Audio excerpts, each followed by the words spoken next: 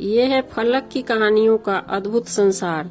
किस्सा कहानी, कहानियाँ जिसमें हम लिखते हैं खुद को। मैं हूँ डॉक्टर कनक पानी और आपको सुना रही हूँ स्वरचित कहानी जिसका शीर्षक है खड़ा हूँ। बाबा कुछ दिनों से काफी अस्वस्थ चल रहे थे, इसलिए उन्होंने आज अपने जीवन की सारी कमाई और जायदाद बंशीधर के नाम करने का निर्णय लिया था। वकील से मशविरा करके आए थे और आराम कुर्सी पर लेटे हुए थे। तभी बंशीधर की आवाज ने उन्हें चौंका दिया। बाबा, आपका ये खराऊ का जोड़ा मेरी अमानत है।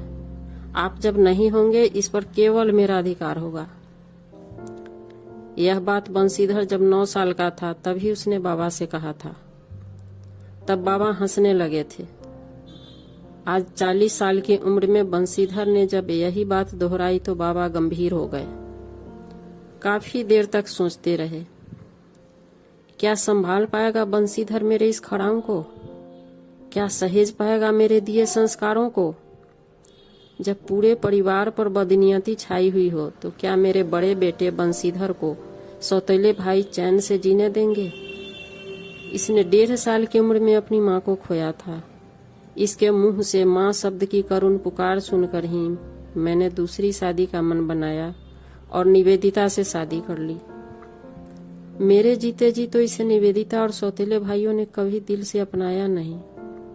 मैंने इसे माँ और पिता दोनों का प्यार अकेले ही दिया है, लेकिन साथ ही यह भी समझाया है कि बुरे लोगों के साथ बुरा करने पर बुराई खत्म नहीं होती, बल्कि और तेजी से पनपती है। इसलिए अपनी नीयत साफ रखना। सौतेले भाइयों को उनके अधिकार से वंचित मत करना। खराऊ से इसका तात्पर्य कहीं सारी संपत्ति से तो नहीं है? बाबा के मन के संशय को बंशीधर ने शायद भांप लिया था।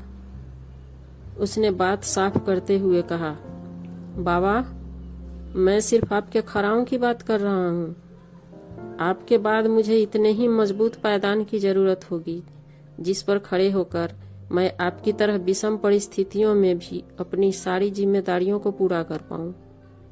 आपका ये खराऊ मेरे लिए प्रेरणा का काम करेगा। अब भी कोई संशय हो तो स्पष्ट कर दूं? बाबा ने आराम कुर्सी से उठकर बंशीधर को गले लगा लिया। आंखों से अविरल अश्रुधारा बहकर बंशीधर के कंधे को तर कर रहे थे। बाबा ने रूंधे गले से केवल इतना ही कहा, बेटे, यह खराऊ तो क्या, बाबा की आत्मा भी तेरी ही अमानत है। पूरा भरोसा है तुम पर। ये कहानी बस इतनी ही। अभी आप सुन रहे थे डॉक्टर कनक पानी अर्थात मेरी आवाज में मेरी कहानी। फिर अगली बार मिलते हैं एक नई कहानी के साथ।